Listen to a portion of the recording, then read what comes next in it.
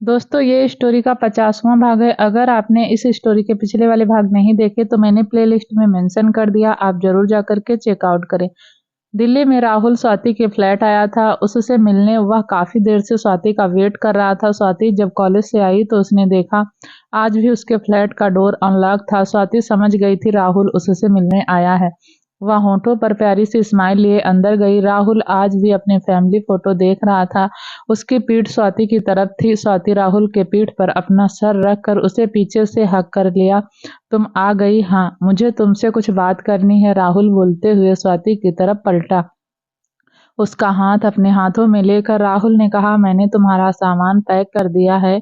तुम आज दिल्ली छोड़कर जा रही हो, पर इतनी जल्दी में कैसे, कहाँ? स्वाति ने टूटे फूटे शब्दों में कहा, तुम मुंबई जा रही हो। रूहान के पास मेरी उससे बात हो गई है। वह तुम्हें एयरपोर्ट से पिक कर लेगा। और आप नहीं आएंगे? नहीं, राहुल ने ना में सर हिलाते हुए कहा। फिर अपनी बात को जारी रखते हुए आगे कहा, मुझे अभी कुछ वक्त तक और तुम सबसे दूर रहना होगा, पर मैं जल्दी ही वापस आऊंगा। और हमारी श्रेया, हम उसे कैसे ढूंढ लेंगे? राहुल ने एक हाथ स्वाति के गाल पर रखा और उसकी आंखों में देखते हुए कहा, यह तो मैं नहीं जानता वह इस वक्त कहाँ होगी, पर हमारी श्रेया हमें एक दिन जरूर मिलेगी। राहुल ने स्वाति के माथे पर किस किया और उसे अपनी बाहों में भर लिया।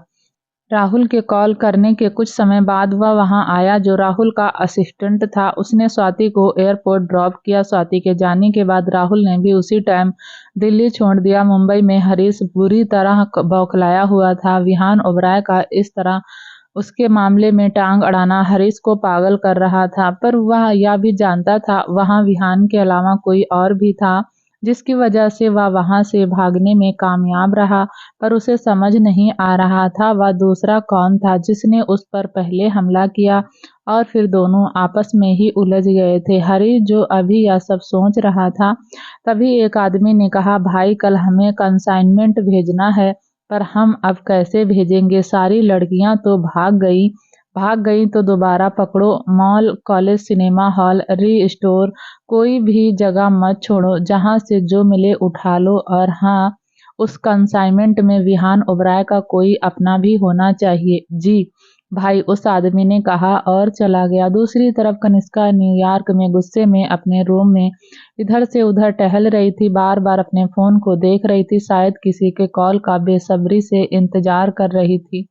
तभी उसका फोन रिंग हुआ। कनिष्का ने जल्दी से कॉल पिक करते हुए कहा, क्या तुमने उसे मार दिया? नहीं, दूसरी तरफ से जवाब आया, और कितना टाइम चाहिए तुम्हें उसे मारने के लिए? इतने दिन हो गए, उसे खत्म करो और विवान को लेकर वापस आ जाओ।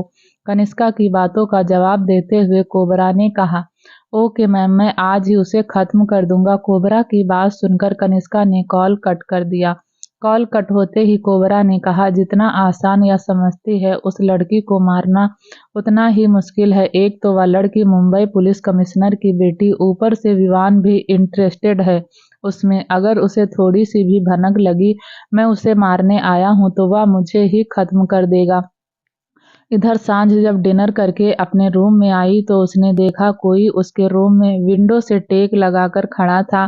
सांझ होठों पर स्माइल लेकर अंदर गई। सांझ ने उसे पीछे से जाकर अपनी बाहों में भरते हुए कहा, तुमने तो यहाँ आकर मुझे सरप्राइज ही कर दिया। विवान पीछे पलटा और सांझ की आंखों में देखते हुए कहा, क्यों, सिर्फ तुम ही मुझसे मिलने आ सकती हो?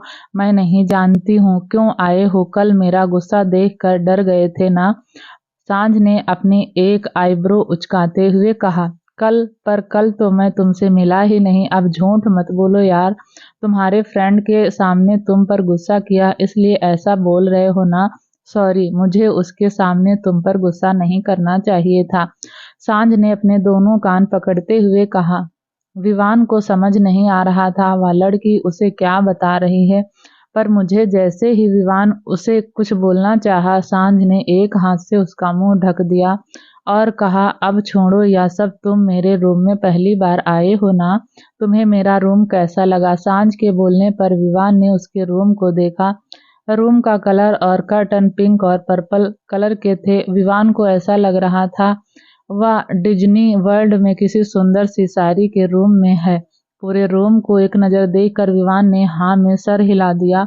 अच्छा यह बताओ तुमने खाना खाया 1 सेकंड पहले, तुम यह बताओ तुम अंदर कैसे आए? जैसे उस रात आया था। बोजू ने तुम्हें देखकर रिएक्ट नहीं किया? सांझ ने आंखें बड़ी कर क्यूट सा फेस बनाते हुए कहा। नहीं, विवान ने शांत भाव से कहा। बोजू भी विवान की पर्सनालिटी से इम्प्रेस हो गया था, तो उसने भी विवान को देखकर अपनी लंबी जीभ बाहर निकालकर हिलाने लगा था। जब विवान ने झुककर बोजू का सर सहलाया तो बोजू को विवान के अंदर से सांझ की स्मेल आ रही थी, तो इसलिए भी उसने कोई रिएक्ट नहीं किया। विवान का हाथ पकड़ सांझ ने उसे बेड पर बैठा दिया। तुम 2 मिनट मेरा वेट करो, मैं लेकर आती हूँ तुम्हारे लिए। इधर विला में पूरा एक दिन निकल गया था, उसके बारे में कुछ पता नहीं चला है। कौन है वह? विहान ने सोचते हुए खुद से कहा।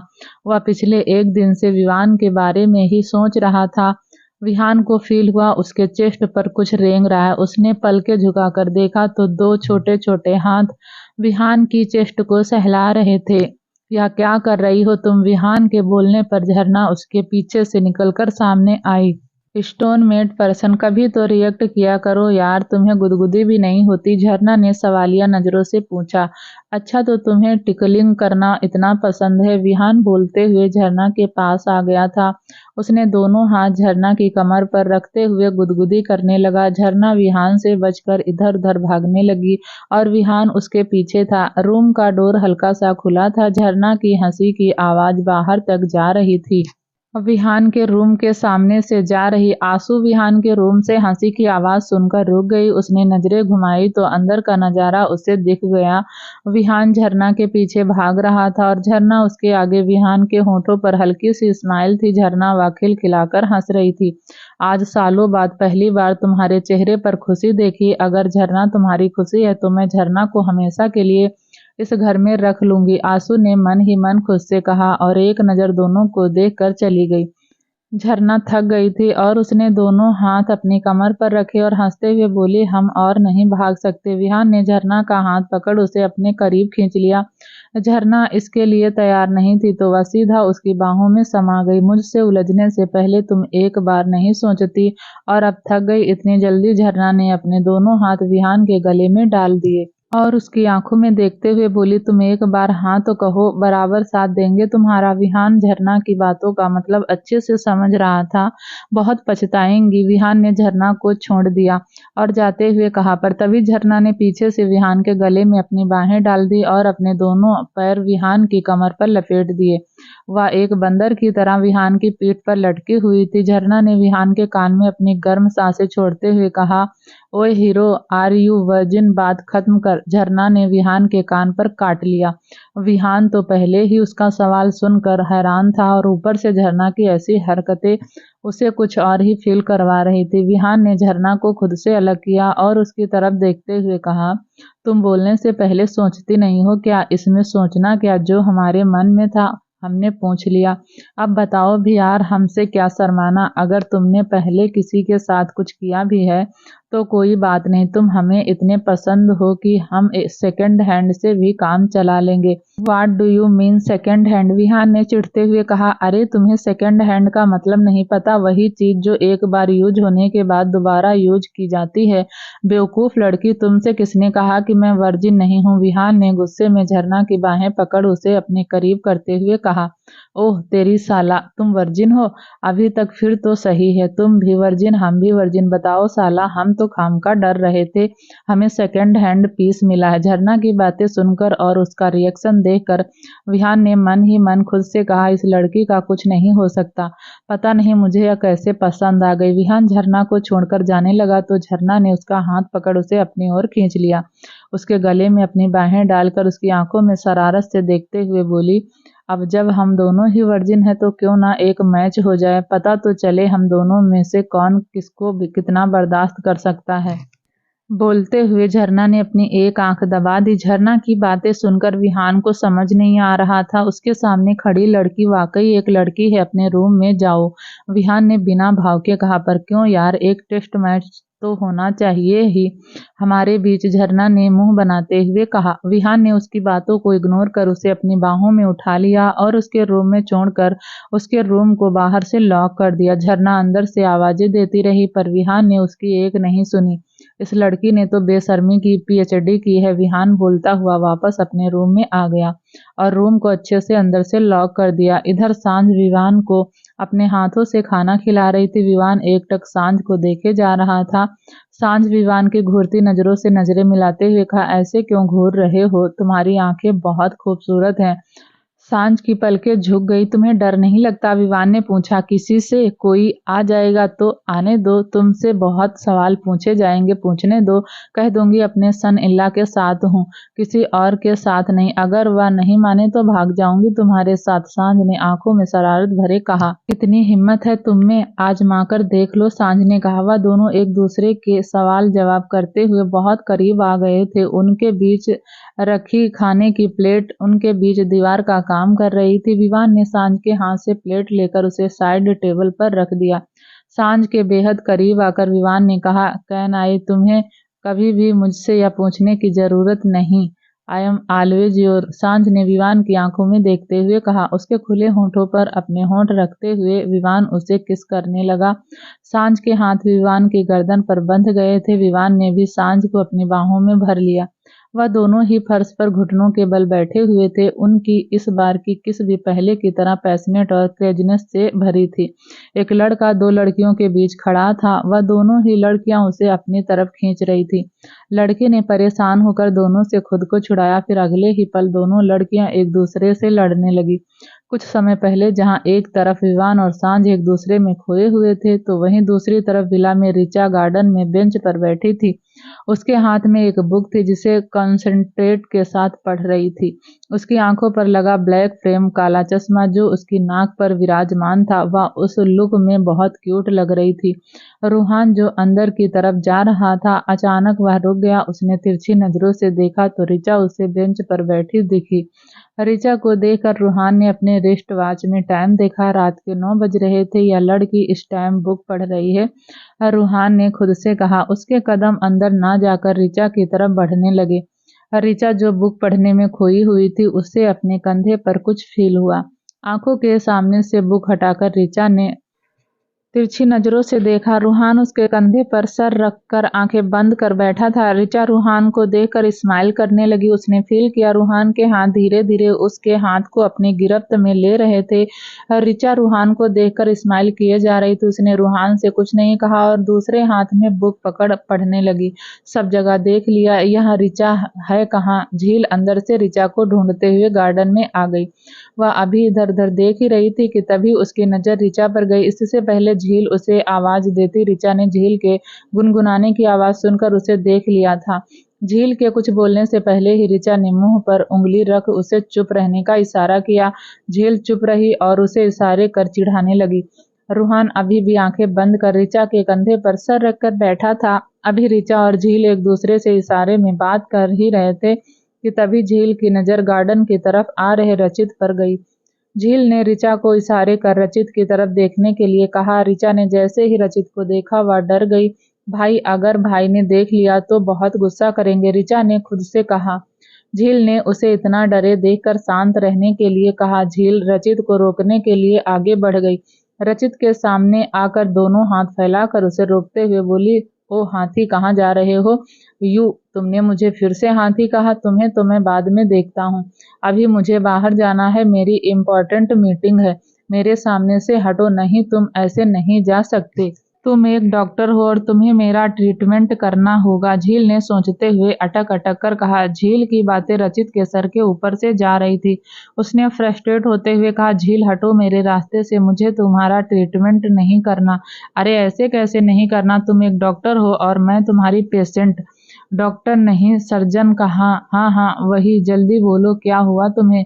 मुझे देर हो रही है, रचित ने झील से हार मानते हुए कहा। रचित की बातें सुन झील सोचने लगी, क्या बोलूं इससे अब मैं? हाँ, मेरा दिल अब हो गया, वह धड़कना भूल गया है।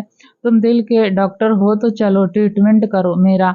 झील बोलते हुए रचित का हाथ पकड़ विला के बैक साइड गार्डन में ले आई। पहली बात, तुम्हारा दिल नहीं दिमाग खराब हो गया है। और यह कहाँ लेकर आई हो तुम? यहाँ ट्रीटमेंट करूंगा मैं तुम्हारा। रचित ने चारों तरफ अंधेरे के बीच हल्की फैली रोशनी को देखते हुए कहा। अरे हाँ, क्या बुराई है यहाँ? झील ने फिर से अटकते हुए कहा। लगता है तुम हिंदी मूवीज कुछ ज्यादा ही देखती हो, इसलिए तो यहाँ लेकर आई हो अपना ट्रीटमेंट करवाने। रचित ने हल्की सी स्माइल करते हुए कहा। तुम कहना क्या चाहते हो? अब कुछ नहीं कहना करना है क्या? तुम नहीं जानती गार्डन में क्या होता है? रचित ने होठों पर डेविल स्माइल लिए कहा। क्या? झील ने डरते हुए कहा। So now let. नीचे की ओर बोलते हुए रचित झील की जैकेट को उसके कंधे से उतारने लगा। पागल हाथिया, क्या कर रहे हो? छोड़ो हमें। तुमने ही कहा था तुम्हारा दिल धड़कना ही भूल गया है, तो अब मुझे चेक करना है तुम्हारा दिल। अब दिखाओ भी। बोलते हुए रचित ने उसके दूसरे कंधे से उसकी जैकेट को नीचे कर दिया। हमें नहीं करवाना कुछ, हम जा रहे हैं। झील ने रचित को धक्का दिया और पलट कर जाने लगी। रचित ने झील को रोकने के लिए अपना हाथ बढ़ाया तो उसके हाथ में झील की जैकेट आ गई। झील ने क्विकलैंड ऑफ शोल्डर टॉप पहना था जो उसके शरीर से चिपका हुआ था। रचित एक पल के लिए झील को देखता ही रह गया, तो वहीं झील जल्दी से अपने दोनों हाथों से खुद को ढकने की नाकाम कोशिश करने लगी। हम तुम्हें छोड़ेंगे नहीं। रिचा, कहाँ फंसा दिया तुमने? मैं अपने घर की भाई के साथ। झील ने रुआसी आवाज में मन ही मन खुद से कहा। रचित तो होंठों पर डेविल स्माइल लिए झील के नजदीक जाने लगा तो झील उससे डर कर पीछे हटते हुए बोली। देखो, दूर रहो हमसे, हमारे पास मत आओ वरना शोर मचाएंगे। मचाओ शोर, जितना चाहे उतना मचाओ। तुम्हें लगता है इस टाइम तुम्हारी आवाज कोई सुन पाएगा?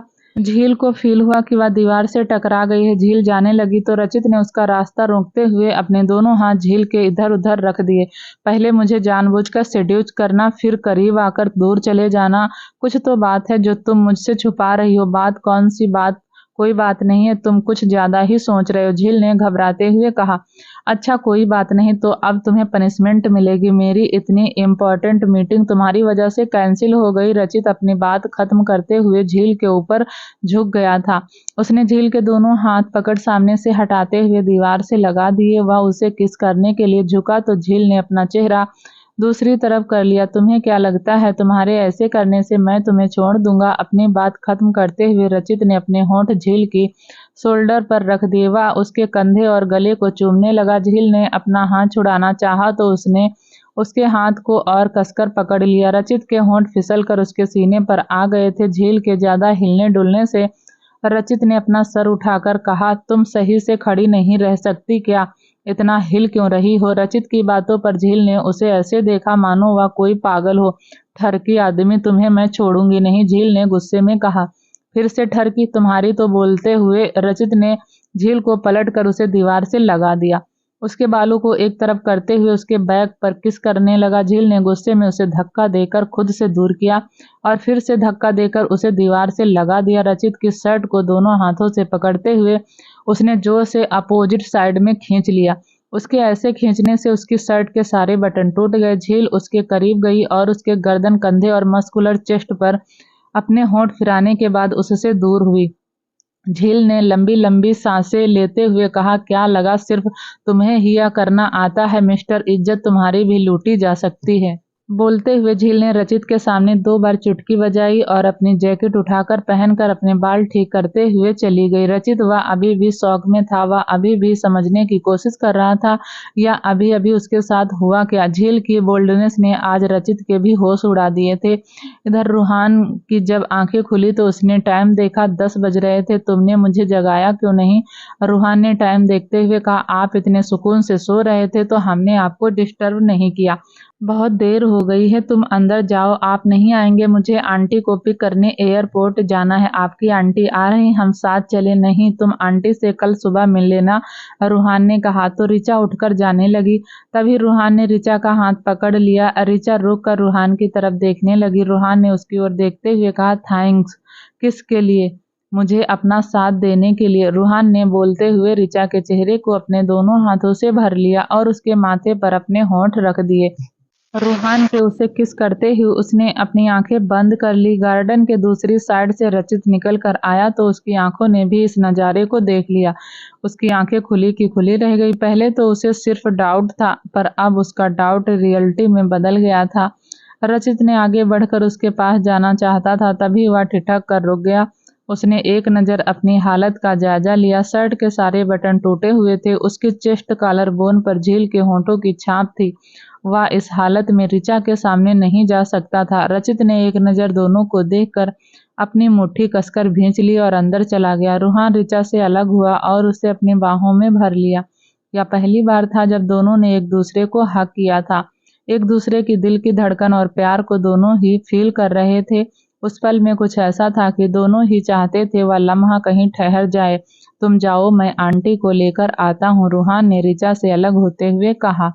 ऋचा विहान में सर हिलाकर अंदर चली गई। विहान सो रहा था, उसके माथे पर आई सिलवटें यह बता रही थी वह सपना देख रहा है। मुंह पर मास्क था, पर उसकी काली आंखें बहुत कुछ बयां कर रही थी। अपनी जैसी पर्सनालिटी को अपने सामने देखकर विहान को ऐसा लग रहा था मानो वह मिरर में खुद को देख रहा है। अचानक से विहान ने अपनी आंखें खोली। उसकी सांसें उखड़ी हुई थी। विहान ने अपनी सांसों को नॉर्मल कर कहा, कौन हो तुम? जब से तुम्हें देखा है तुम माइंड से निकल क्यों नहीं रहे हो? दूसरी तरफ विवान के सीने पर शांत सर रखकर सो रही थी। विवान ने हाथ उसके सर और पीठ को सहला रहे थे। उसकी आंखों में नींद नहीं थी, शायद वह किसी के बारे में सोच रहा था। मैं उस दिन तुम्हें मार ही देता विहान ओबराय, अगर तुम्हारा साथी बीच में नहीं आता। पर वह था कौन जो उसे बचाने के लिए मुझसे लड़ने लगा?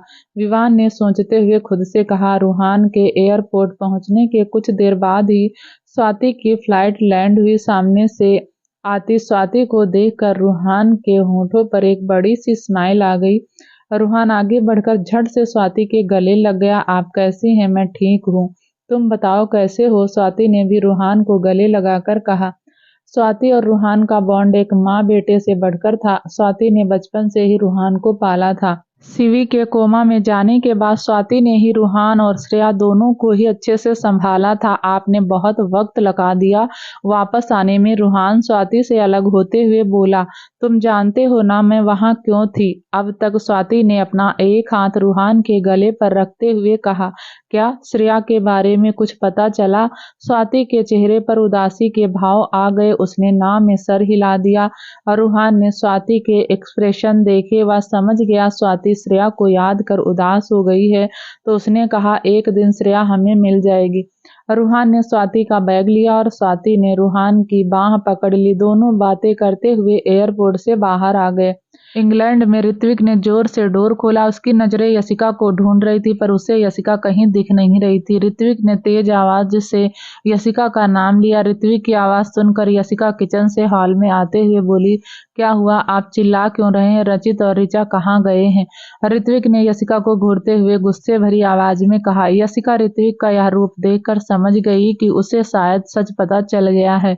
फिर भी उसने छुपाने की कोशिश करते हुए कहा, वह दोनों बता कर तो गए हैं लंदन जा रहे हैं सेमिनार में। लंदन? तुम तीनों ने क्या मुझे बेवकूफ समझा है? सेमिनार खत्म हुए 3 दिन बीत गए हैं, ना दोनों ने सेमिनार अटेंड किया ना वह लंदन में है। अब मुझे सीधे सीधे बताओ वह दोनों कहाँ गए हैं? यशिका को डर लग रहा था। ऋत्विक का गुस्सा देखकर उसे समझ नहीं आ रहा था वह अब ऋत्विक से क्या बोले। तुम चुपचाप क्यों हो? बताओ मुझे। तुम्हें दोनों ने जरूर बताया होगा कि वह दोनों कहाँ जा रहे हैं, ऋत्विक ने फिर से उसी टोन में कहा। यशिका ऋत्विक के बार बार पूछने से फ्रस्ट्रेट हो गई थी, तो उसने जोर से कहा, वह दोनों इंडिया में हैं और तुमने दोनों को जाने दिया। जब सालों पहले मैंने अपने सारे रिश्ते तोड़ दिए थे उन लोगों से, तो तुम्हें किसने हक दिया मेरे बच्चों को वहां भेजने का? ऋत्विक ने यशिका को मजबूती से पकड़ते हुए कहा। यशिका को ऋत्विक के इस तरह पकड़ने से उसकी बाह में दर्द हो रहा था। यशिका ने भी गुस्से में ऋत्विक का हाथ झटक दिया और उसकी आंखों में देखते हुए बोली, वह दोनों अपने कजिन से मिलने गए हैं, अपनी आंटी और अंकल से मिलने गए हैं। सुना आपने? जब मैंने उनसे अपने सारे रिश्ते तोड़ दिए हैं तो रिश्ते आपने तोड़े हैं मिस्टर ऋत्विक सिंघानिया, हमने नहीं। हमारा रिश्ता आज भी उनसे है क्योंकि वह हमारे अपने हैं। आपकी जिद के आगे झुककर सालों पहले आपकी बात मानी थी, आपके साथ यहाँ चली आई, पर कभी रिश्ता नहीं तोड़ा मैंने उनसे। यशिका ने आज गुस्से में ऋत्विक को बहुत कुछ सुना दिया था। ऋत्विक बस गुस्से में यशिका को घूरे जा रहा था। उन्हें कॉल करो और आज के आज वापस बुलाओ। वह दोनों जब तक चाहे वहां रुक सकते हैं, जब उन्हें आना होगा वह खुद आ जाएंगे। यशिका ने ऋत्विक की आंखों में आंखें डालकर कहा। तुम कहना क्या चाहती हो? अपने आरू की तरह मैं उन्हें भी खो दूं? अगर मेरे बच्चों को कुछ भी हुआ ना यशिका, मैं तुम्हें कभी माफ नहीं करूंगा। जो हुआ उसका अफसोस आपको होगा, पर मुझे नहीं। आपको सिर्फ अपनी बहन को खोने का दुख है। आप यह क्यों नहीं देख पा रहे हैं कियान जी ने हमारी अरण्या से कितना प्यार किया है। जब तक वह जिंदा रहे दोनों साथ रहे, और जब दुनिया छोड़ी तब भी दोनों साथ रहे। कियान जी ने तो कभी हमारी अरण्या का साथ छोड़ा ही नहीं। उन्होंने अरण्या से किया अपना हर वादा पूरा किया, कभी उसे अकेला नहीं छोड़ा। उसके दुश्मनों ने उसकी वजह से मेरी बहन की जान ली है। वजह जो भी हो, जो इस दुनिया में आता है उसे यह दुनिया छोड़कर एक दिन जाना ही पड़ता है। अगर आपको अपनी बहन के मरने का इतना ही दुख था, क्यों नहीं बदला लिया उन लोगों से अपनी बहन की मौत का? छोड़कर आ गए सबको। रेहान जी, शिव जी, राहुल, अर्पित, शिवा, अभिनव सब उनके साथ थे और आज भी हैं। पर आपने एक झटके में सारे रिश्ते तोड़ दिए। कभी बैठकर थोड़ी देर सोचना अकेले में, आपने इन 20 सालों में अपने गुस्से में क्या क्या खोया है। एक बहन को तो भगवान ने आपसे छीन लिया, पर दूसरी बहन को आपने खुद खोया है। ऋत्विक चुपचाप खड़ा यशिका की सारी बातें सुनता रहा। यशिका की बातों ने ऋत्विक को आज अंदर तक झकझोर दिया था। यशिका को जो कहना था वह कहकर चली गई थी। ऋत्विक स्टडी रूम में गया और उसने रूम को अंदर से लॉक कर लिया। ड्रॉअर में से एक फ्रेम निकालकर देखने लगा। उस फ्रेम में 3 लोगों की तस्वीर थी। ऋत्विक के दाएं कंधे पर सुहानी का चेहरा था और बाएं कंधे पर आंसू का। ऋत्विक ने अपने दोनों हाथ दोनों के गाल पर रखे हुए थे। उस तस्वीर में तीनों के होठों पर स्माइल थी। ऋत्विक के होठों पर उस तस्वीर को देखकर स्माइल आ गई, पर अगले ही पल वह स्माइल गायब हो गई। अचानक ही उसके सामने सुहानी की फोटो पर बड़ी सी माला चढ़ी दिखने लगी। फ्लैशबैक 20 साल पहले ऋत्विक ऑपरेशन रूम से बाहर निकला ही था कि उसकी असिस्टेंट ने उसका फोन उसे देते हुए कहा, सर आपका फोन बहुत देर से रिंग हो रहा है। ऋत्विक ने कॉल रिसीव करते हुए हेलो कहा। दूसरी तरफ की बात सुनकर ऋत्विक के हाथ से उसका फोन गिर गया। वह बिना एक पल की देरी किए हॉस्पिटल से निकल गया। कुछ घंटों बाद ऋत्विक यशिका और रचित के साथ मुंबई एयरपोर्ट पर था और 1 घंटे बाद विला में। जैसे ही ऋत्विक अंदर गया, हॉल में हो रही पूजा को देखकर उसके कदम वहीं रुक गए। सामने कियान और सुहानी के फोटो पर माला चढ़ी थी। ऋत्विक के कदम डगमगा गए। वह गिरने को हुआ तो आंसू और यशिका ने उसे संभाल लिया। वह विला जहां कभी ढेर सारी खुशियां और हंसी की किलकिलाहट गूंजती थी, आज वहां मातम छाया हुआ था। कुछ दिन ऐसे ही गुजर गए। ऋत्विक ने सबसे बात करना छोड़ दिया। रेहान, शिव और बाकी सबने भी उससे बात करने की कई बार कोशिश की, पर ऋत्विक वहां से बिना उनकी बात सुने चला गया। ऋत्विक का यह बिहेवियर किसी को समझ नहीं आ रहा था। फिर एक दिन ऋत्विक ने सबके सामने अपनी बात रखते हुए कहा, मैं आंसू और विहान को अपने साथ इंग्लैंड ले जा रहा हूँ, हमेशा के लिए। जब सबने यह सुना तो सब हैरानी से ऋत्विक को देखने लगे। शिव ने आगे आकर कहा, ना आप आंसू को ले जा सकते हैं, ना विहान को। तो तुम क्या चाहते हो? तुम्हारे दुश्मनों ने मेरी एक बहन की तो जान ले ली है, अब क्या मेरी दूसरी बहन भी तुम्हारी दुश्मनी की बलि चढ़ जाए? विहान आरू की आखिरी निशानी है। मैं उसे एक अच्छी लाइफ दूंगा। यहाँ रहकर वह सिर्फ तुम्हारे भाई कियान ओबराय जैसा बनेगा, जो मैं होने नहीं दूंगा। ऋत्विक ने शिव की आंखों में देखते हुए कहा। फिर आंसू की तरफ देखकर कहा, जाओ अपना सामान पैक करो। आंसू, तुम कहीं नहीं जा रही हो, जहाँ खड़ी हो वहीं खड़ी रहो, शिव ने गुस्से में कहा। रेहान ने भी ऋत्विक की आंखों में देखते हुए कहा, तुम्हें क्या लगता है तुम विहान को अपने साथ ले जाओगे तो वह वैसा बनेगा जैसा तुम चाहते हो? ऋत्विक, वह कियान ओबराय का बेटा है। तुम उसे दुनिया के किसी भी कोने में ले जाओ, वह कियान की परछाई ही बनेगा। रेहान ने अपने शब्दों पर जोर देते हुए ऋत्विक को समझाते हुए कहा। ऋत्विक ने सबकी बात इग्नोर कर आंसू की तरफ देखा। भाई, यह मेरा घर है, मैं इस घर को छोड़कर कहाँ जाऊंगी? आंसू ने कहा। ऋत्विक विहान के पास गया और अपने घुटनों पर उसके सामने बैठते हुए कहा, आप तो अंकल के साथ इंग्लैंड जाओगे ना बेटा? ऋत्विक की बात सुनकर विहान आंसू के पास चला गया और उसके गले लग गया। आंसू ने विहान को अपनी गोद में उठा लिया और ऋत्विक से कहा, भाई यह हमारी फैमिली है और हम दोनों इस फैमिली का हिस्सा। हम दोनों अपनी फैमिली को छोड़कर कैसे जा सकते हैं? आंसू ने ऋत्विक को समझाते हुए कहा, बहुत बड़ी हो गई हो ना तुम, बहुत बड़ी बड़ी बातें करने लगी हो। तुम्हें यहाँ रहना है ना रहो। यहाँ पर मैं आज इस घर से और यहाँ के लोगों से अपने सारे रिश्ते तोड़कर हमेशा के लिए इंग्लैंड जा रहा हूँ। ऋत्विक अपनी बात बोलकर चला गया। उसने किसी की नहीं सुनी। ना चाहते हुए यशिका को भी रचित के साथ ऋत्विक के पीछे जाना पड़ा। Flashback and. ऋत्विक यादों की दुनिया से बाहर आया। उसकी आंखों में आंसू थे जिन्होंने अब बाहर निकलने की जगह बना ली थी। आंसू की बूंदें ऋत्विक के गालों पर आ गई। वह ना चाहते हुए भी उस फ्रेम को सीने से लगाकर रोने लगा। इंडिया में अगली सुबह विहान झरना के रूम को बाहर से लॉक करने के बाद अनलॉक करना भूल गया था। झरना अंदर से डोर को पीटते हुए कहती, अरे यार सुबह हो गई, अब तो खोल दो, कोई तो सुन लो, बहुत तेज भूख लगी, हमें प्लीज खोलो। स्वाति फ्रेश होकर नीचे जा रही थी ब्रेकफास्ट के लिए। झरना की आवाज सुनकर वह रुक गई। स्वाति ने जैसे ही डोर खोला, झरना एकदम से बाहर आई और वह ऐसे सांस ले रही थी मानो रूम के अंदर उसका दम घुट रहा हो। तुम कौन हो? स्वाति ने सवालिया नजरों से झरना को देखते हुए पूछा। झरना ने आवाज सुनकर स्वाति की तरफ देखा। हम इस घर की होने वाली बहू हैं। आप कौन हैं? अगर तुम इस घर की होने वाली बहू हो तो मैं तुम्हारी होने वाली सास हूँ। तो अब जरा बताओ मुझे, तुम मेरे किस बेटे से शादी करने जा रही हो? स्वाति ने दोनों हाथ बांधकर झरना को देखते हुए कहा, क्या सच में आप हमारी होने वाली सास हैं? पर यह कैसे हो सकता है? ऑलरेडी एक सास है हमारी इस घर में। तुम इस घर के किसी भी बेटे से शादी करो, तुम्हें सास बहुत सारी मिलेंगी यहाँ। अब यह क्या बवाल है साला, लोगों से एक संभाली नहीं जाती, हम इतनी सारी सास को कैसे संभालेंगे? झरना को बोलने के बाद एहसास हुआ कि अभी उसने क्या ही बोल दिया है। उसने अपनी एक आंख दबा ली और होठों को दांतों के बीच लेते हुए स्वाति को देखा। तुम्हें भूख लगी थी ना? चलो, सब ब्रेकफास्ट के लिए हमारा वेट कर रहे होंगे। स्वाति अपनी बात बोलकर जाने लगी। तभी झरना उसके पीछे चलते हुए बोली, इस उम्र में भी आप इतनी यंग दिखती हैं। इनफैक्ट इस घर के सारे ही लोग ऐसे ही हैं, किसी को देख कर लगता ही नहीं कि वह सीनियर सिटीजन है। आप लोग ऐसा कौन सा प्रोडक्ट यूज करते हैं? स्वाति पीछे मुड़ी और उसे एक बार देखते हुए बोली, तुम्हारा नाम क्या है जी? झरना बेटा, पहले तो नाश्ता कर लो फिर बात करते हैं, स्वाति ने कहा और चुपचाप उसके पीछे चलने लगी। सुबह जब सांझ की आंखें खुली तो उसने बेड पर खुद को अकेला पाया। उसने पूरे रूम में इधर उधर देखा पर उसे विवान कहीं नहीं दिखा। या विवान भी चमगादड़ जैसे हो गए हैं, रात में ही दिखते हैं, सुबह होते ही गायब। सांझ बेड पर बैठी मुंह बनाते हुए बोली। एक लंबी अंगड़ाई लेकर अपनी थकान दूर की और जम्हाई लेते हुए बेड से उतरी। बाथरूम की तरफ बढ़ रहे सांझ के कदम मिरर के सामने रुक गए। उसने मिरर में खुद का अक्स देखते हुए बाल ठीक किए। बालों को ठीक करते हुए सांझ की नजर उस निशान पर गई जो कल रात विवान ने उसे दिए।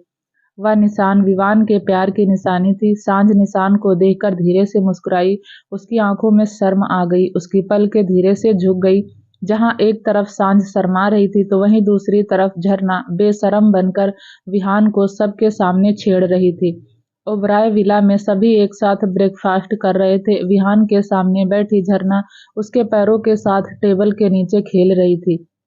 झरना जब जब अपने पैर से विहान के पैर को टच करती, विहान पलके उठाकर उसे घूरता और झरना चुपके से उसे देखकर एक आंख दबा देती। यह लड़की सबके सामने मुझे एम्ब्रेस्ड करके ही रहेगी, विहान ने मन ही मन खुद से कहा। तभी स्वाति ने अपनी चुप्पी तोड़ते हुए कहा, आंसू, तुमने हमारे लिए बहू ढूंढ ली और हमें बताया तक नहीं? नहीं दी, किसने कहा आपसे मैंने बहू ढूंढ ली है? आंसू ने चौंकते हुए पूछा। स्वाति और आंसू की बात सुनकर झरना खांसने लगी। उसे खांसते देखकर सब उसकी ओर देखने लगे। झील ने झरना को पानी पास किया। पक्का इस बेवकूफ लड़की ने ही कुछ कहा होगा आंटी से, विहान ने एक बार फिर से मन ही मन खुद से कहा। आंसू की बातों का जवाब देते हुए स्वाति ने कहा, इस घर की होने वाली बहू खुद बताया मुझे। स्वाति की बात सुनकर अब सब एक दूसरे को देखने लगे। झरना सबसे अपनी नजरें चुरा रही थी। उसने नर्वसनेस में अपने मुंह में जरूरत से ज्यादा खाना ठूंस लिया और वहां से गायब हो गई। झरना को जाते हुए सभी ने देखा पर किसी ने कुछ कहा नहीं। अब यह बताओ, तुमने लड़की देखी किसके लिए है, विहान, रूहान या रचित के लिए? स्वाति ने फिर से पूछा। आपको लगता है दी इस जमाने में यह लोग हमारी पसंद से शादी करेंगे या तो हमें सीधा हमारी बहू से मिलवाएंगे? आंसू ने एक नजर तीनों को देखकर कहा। वह तीनों ही स्वाति की बात सुनकर अपना खाना खत्म कर उठ गए। उनके जाते ही ऋचा और झील भी चली गई। शिव और शिवा को इम्पोर्टेंट मीटिंग अटेंड करनी थी तो वह दोनों भी जल्दी से ही ऑफिस चले गए। नाश्ते के बाद स्वाति और आंसू हॉल में बैठी बातें कर रही थी। आंसू ने स्वाति को झरना के बारे में सब बता दिया। साथ ही उसे यह भी बता दिया विहान झरना के साथ कितना खुश है। मेरी श्रेया भी अब झरना की उम्र की होगी ना? स्वाति ने सोचते हुए अचानक ही पूछा। आंसू ने धीरे से हाँ कह दिया। आंसू ने अपना एक हाथ स्वाति के हाथ पर रखते हुए कहा, दी श्रेया हमें एक दिन जरूर मिल जाएगी। स्वाति धीरे से मुस्कुराई और कुछ याद करते हुए बोली, तुझे याद है श्रेया के 5वें बर्थडे में मैं और अंशिका कितना लड़ रहे थे एक दूसरे से, विहान को अपना दामाद बनाने के लिए। बोलते हुए स्वाति हंसने लगी। आंसू ने भी हंसते हुए कहा, याद है दी, आज भी, पर देखो ना, जैसा हम चाहते हैं वैसा कभी नहीं होता। किसी को पता था विहान की जिंदगी में झरना आएगी? उस टाइम सुहानी दी ने कितना समझाया था आप दोनों को। बोलते हुए आंसू की आंखों में आंसू आ गए। उसे सुहानी की याद आने लगी। स्वाति ने आंसू के पास बैठते हुए उसे अपने गले से लगा लिया। विहान झरना का हाथ पकड़ उसे अपने रूम में ले आया था। बेवकूफ लड़की, तुमने स्वाति आंटी से क्या कहा? कहना क्या है, हम इस घर की होने वाली बहू हैं, बस इतना कहा। झरना ने क्यूट सा फेस बनाते हुए कहा, तुम्हारा दिमाग खराब हो गया है, तुम जानती भी हो वह माँ की बेस्ट फ्रेंड है, रूहान की आंटी। वह अब समझ आया, इसलिए उन्होंने कहा वह मेरी होने वाली सास है। झरना के चेहरे पर कंफ्यूजन लिए, तुम्हारा कुछ नहीं हो सकता, आगे से कुछ बोलने से पहले थोड़ा सा सही सोच लेना, विहान कहते हुए अपने कपड़े लेकर ड्रेसिंग रूम में चला गया। चेंज करने झरना मुंह बनाकर उसे जाते हुए देखती रही। इधर ब्रेकफास्ट के बाद रूहान ऑफिस के लिए रेडी हो रहा था, तभी रचित उसके रूम में आया। रचित को देखकर रूहान धीरे से मुस्कुराया, जैसे उसे पता हुआ वहां क्यों आया है।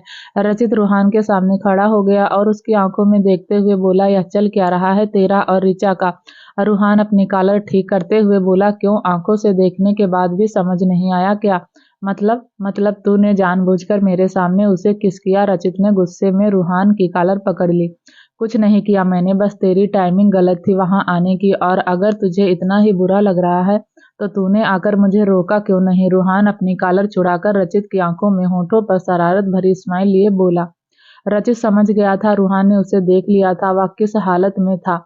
रूहान उसे वैसे ही देखते हुए फिर बोला, खुद इतना वाइल्ड होकर घूम रहा था और मेरी एक छोटी सी किस तुझे इतनी प्रॉब्लम दे रही है? रूहान, वह मेरी बहन है, और रही बात झील की तो I like her and to love. हाँ तो वह भी मेरी होने वाली वाइफ है and I love her, Ruhan ने भी उसी टोन में कहा। 20 साल पहले की बात भूल गया? डैड ने यहाँ से अपने सारे रिश्ते तोड़ दिए थे, वह कभी तेरी और ऋचा की शादी के लिए नहीं मानेंगे, रचित ने रूहान को समझाते हुए कहा। मुझे इन सब से कोई फर्क नहीं पड़ता, अगर अंकल नहीं मानेंगे तो मैं उसे उठाकर ले जाऊंगा, रूहान ने बिना किसी भाव के कहा। रचित ने फिर से रूहान की कॉलर पकड़ ली और कहा, तू ऐसा कैसे कर सकता है? देख, तेरे लिए यही अच्छा होगा, ऋचा से दूर रह तू। रूहान ने भी रचित की कॉलर पर अपने हाथ कसते हुए कहा, और तेरे लिए यह अच्छा रहेगा कि तू मेरे और उसके बीच मत अपनी वाली पर ध्यान दे। वह दोनों ही अग्रेसिव हो गए थे। झील जो वहां से गुजर रही थी आवाज सुनकर रुक गई। डोर हल्का सा खुला था तो झील अंदर झांकने लगी। रूहान और रचित को आपस में भिड़े देखकर झील जल्दी से अंदर गई और दोनों को अलग करने की कोशिश करने लगी, पर वह दोनों अलग होने का नाम ही नहीं ले रहे थे।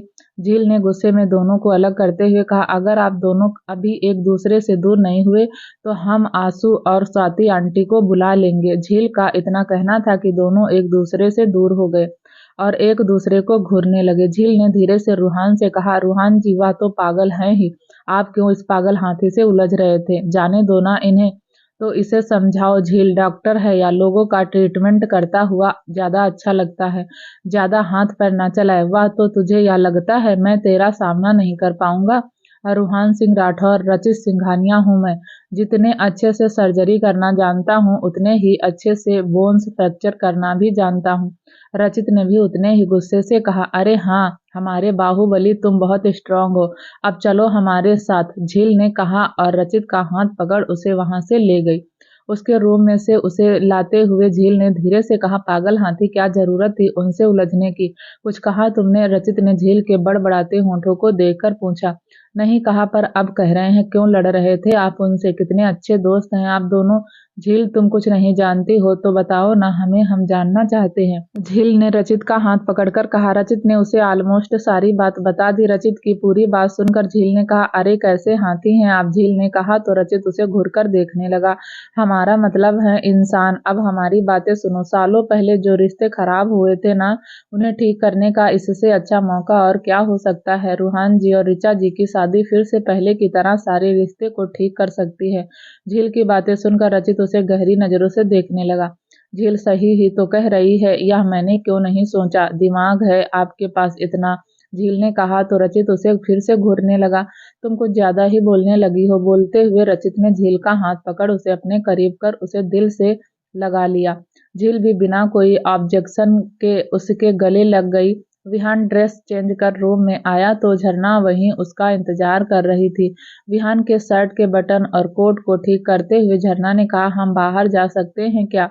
आज कहाँ जाना चाहती हो? वह हम तुम्हें बाद में बताएंगे, ठीक है, पर अकेले मत जाना। विहान की हाँ सुनकर झरना ने उसके गाल पर किस किया और चली गई। पागल लड़की, विहान ने जाते हुए झरना को देखकर कहा।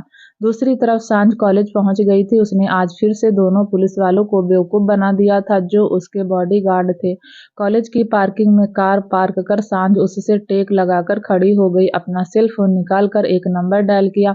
दूसरी तरफ से कॉल रिसीव होते ही एक कोल्ड आवाज सांझ के कान में गई। हेलो। सांझ ने एक हाथ अपने दिल पर रख लिया और होठों पर स्माइल लिए बोली, अर्ज किया है। तेरी आवाज में वह जादू है जिसे सुन मेरे दिल की धड़कन बढ़ जाती है। तेरी आंखों में वह नशा है जिसमें मैं डूब जाना चाहती हूँ। तेरे इश्क में जुनून, मैं पागल हो जाना चाहती हूँ। तुझे नहीं पता मैं तुझे कितना चाहती हूँ।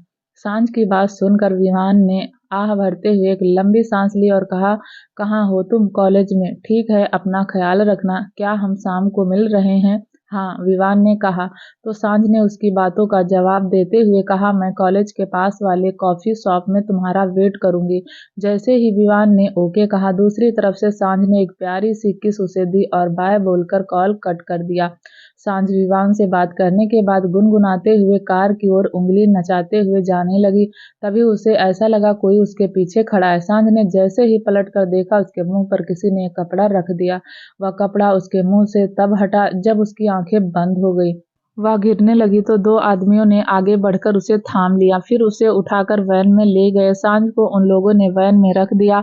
वैन में और भी लड़कियां पहले से ही बेहोश थी। सांझ को अंदर रखकर वैन का दरवाजा बंद करते हुए एक आदमी ने दूसरे आदमी से कहा, इसे लगाकर पूरी 11 हो गई हैं, बस 4 लड़कियां और चाहिए, वह भी मिल जाएंगी। वैसे भी कंसाइनमेंट रात में 12 बज जाएगा। दोनों आदमी बात करने के बाद वैन में बैठ कर चले गए।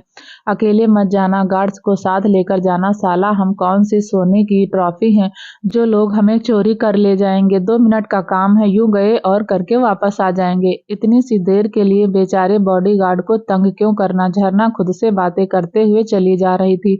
उसने पार्क की हुई कार को देखा। हाय, हमारा हीरो कितना अमीर है। साला इन गाड़ियों को मैगजीन में देखते थे कभी और आज अपने सामने देख रहे हैं। कौन सी वाली ले जाएं, हमें तो समझ ही नहीं आ रहा। झरना सोचते हुए बोली। उसने रेड कलर की एक बढ़िया सी चमचमाती कार ली और निकल गई।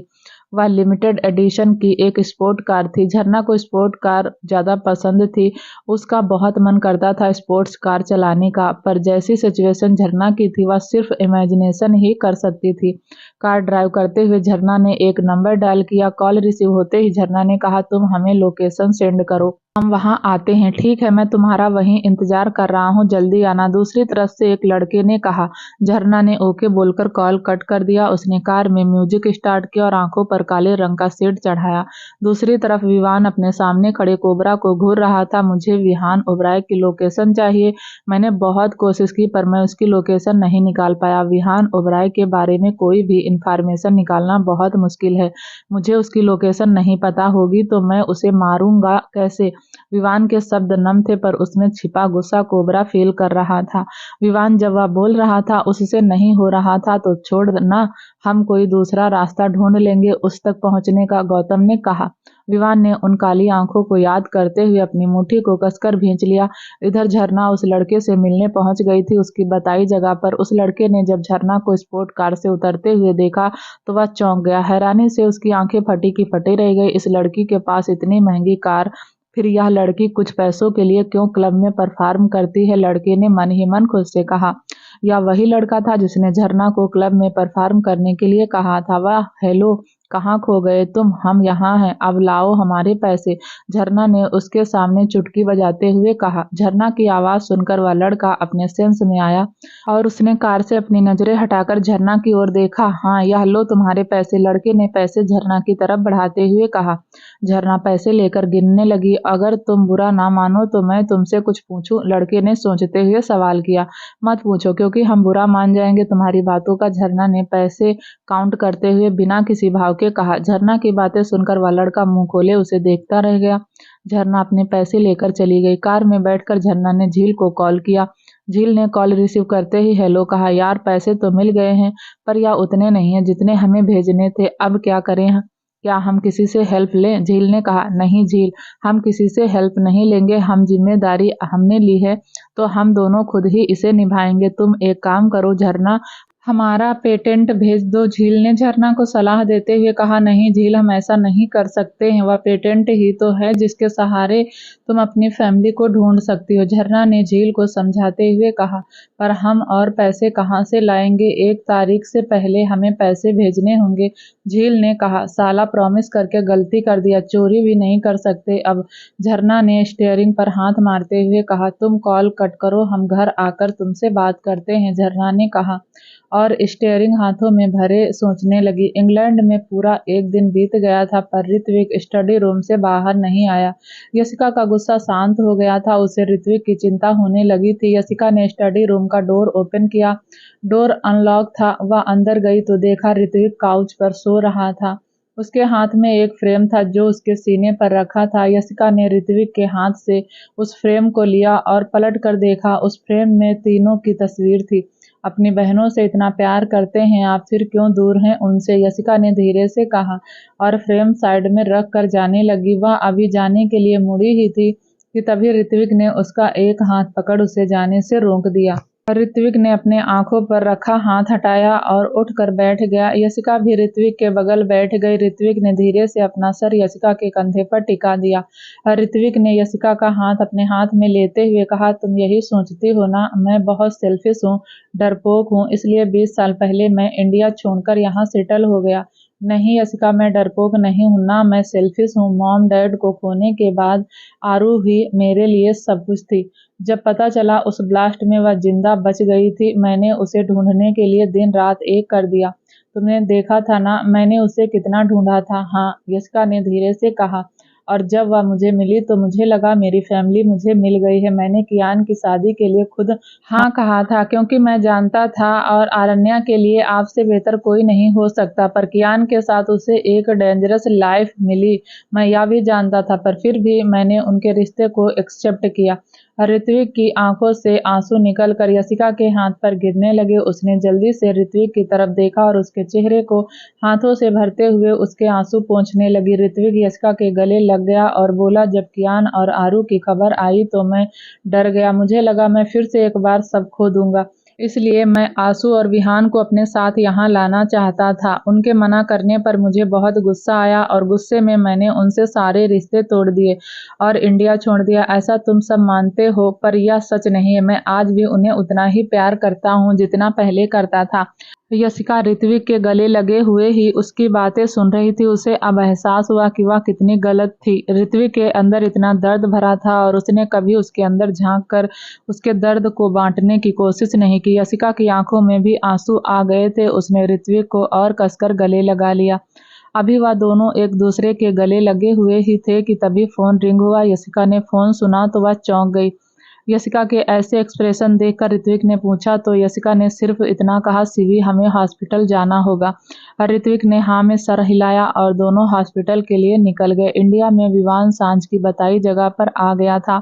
उससे मिलने के लिए उसने कॉफी शॉप में बैठे हुए सांझ को कॉल किया, पर उसका कॉल नहीं लग रहा था। विवान ने गौतम को कॉल कर कहा, सांझ का फोन नहीं लग रहा है, आधा घंटे से उसका वेट कर रहा हूँ पर वह अभी तक नहीं आई, पता करो कहाँ है। विवान ने अपनी बात खत्म कर कॉल कट कर दिया और वहीं बैठकर सांझ का वेट करने लगा। तुम अभी तक बाहर हो, घर क्यों नहीं गई?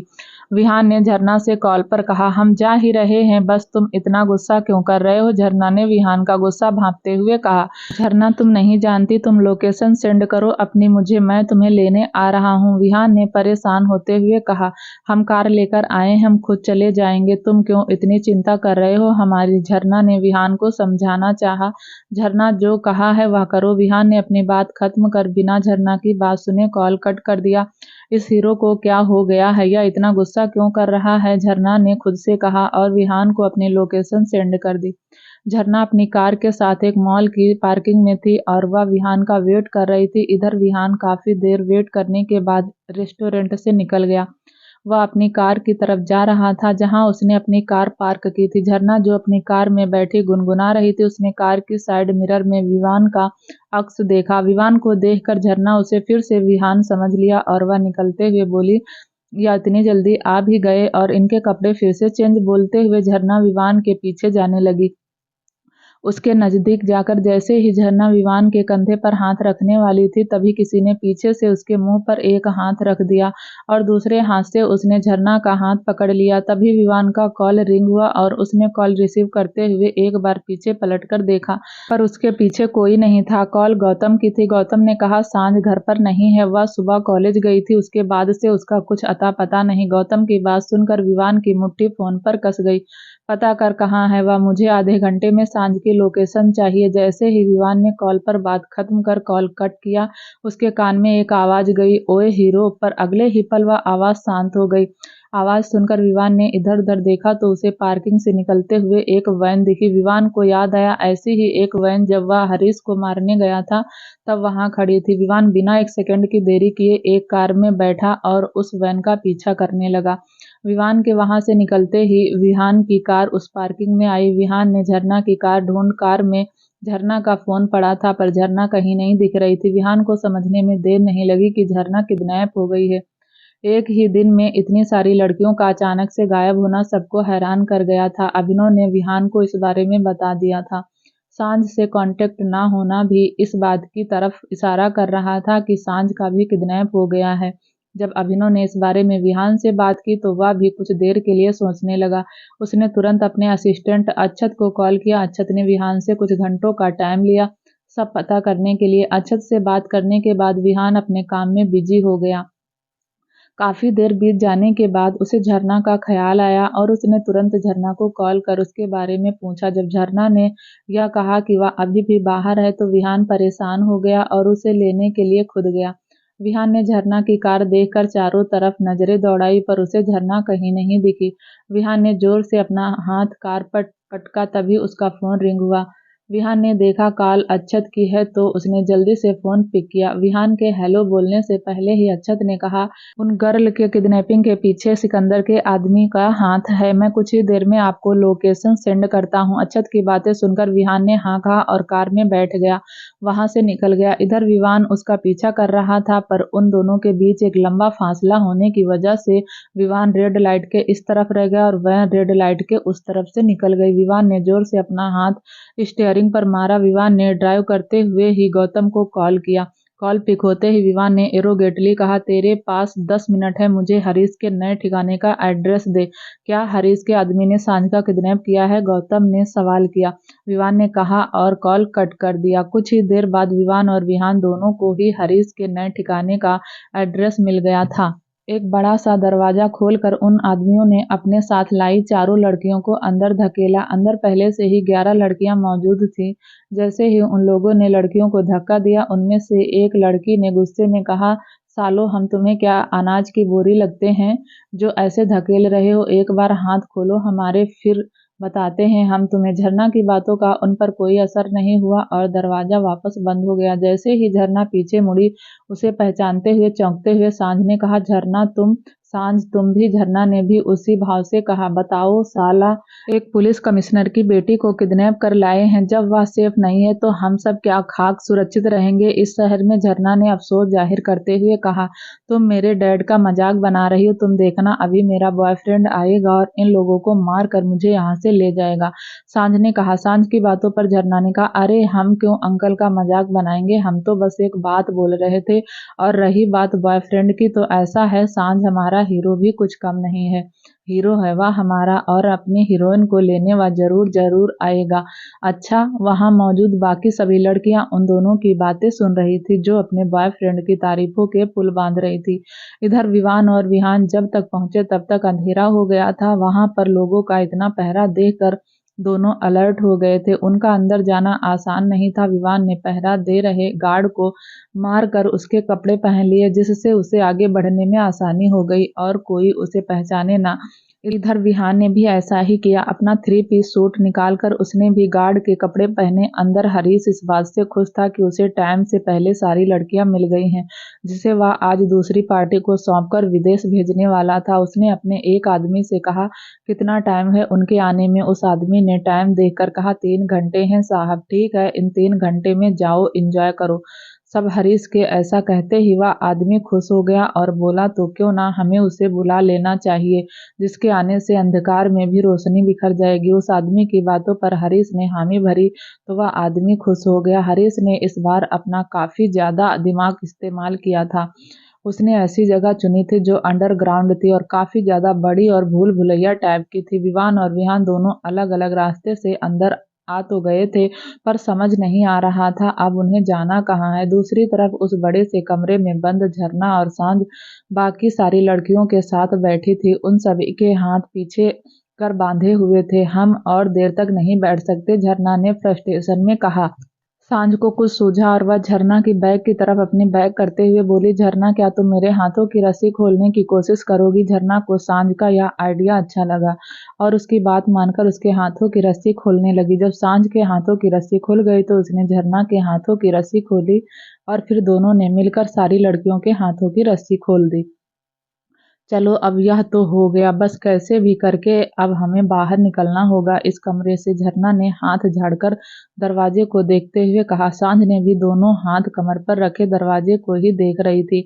उसने अपनी नजरें रूम में चारों तरफ दौड़ाई तो उसे कोने में एक बड़ा सा ड्रम दिख गया। सांझ ने कुछ लड़कियों की मदद से उस ड्रम को दरवाजे तक ले आई। झरना ने ड्रम के ऊपर चढ़कर दरवाजे के ऊपर लगी जाली से झांका पर उसे बाहर कोई नहीं दिखा। थक हार कर वह नीचे उतर गई तो वहीं दूसरी तरफ हरीश समेत वह सारे आदमी एकटक सामने देख रहे थे क्योंकि उनके सामने एक बहुत हॉट सेक्सी लड़की खड़ी थी जिसके शरीर पर नाम मात्र ही कपड़े थे जो उसके शरीर को ढकने की नाकाम कोशिश कर रहे थे।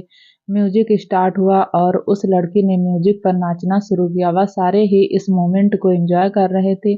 इसका फायदा उठाकर विवान, जिसने उनके गार्ड के कपड़े पहने थे, वह उनके बीच आ गया और एक आदमी से लड़कियों को जहां रखा है वहां के रास्ते के बारे में पूछने लगा। वह आदमी माहौल में कुछ ऐसा खोया हुआ था कि उसे पता ही नहीं चला वह आदमी उसका आदमी नहीं कोई और है। वह इशारे कर विवान को बता देता। विवान उस तरफ जाने लगता है पर तभी उन आदमियों के बीच नाच रही लड़की उसका हाथ पकड़ उसे रोक लेती है। वह उसकी बॉडी पर अपने हाथ घुमाते हुए चिपक चिपक कर नाचने लगती है। क्या होगा आगे जानने के लिए प्लीज दोस्तों चैनल को लाइक शेयर सब्सक्राइब जरूर करें ताकि जब भी वीडियो डालें आपको नोटिफिकेशन तुरंत मिले। तब तक के लिए नमस्कार, धन्यवाद।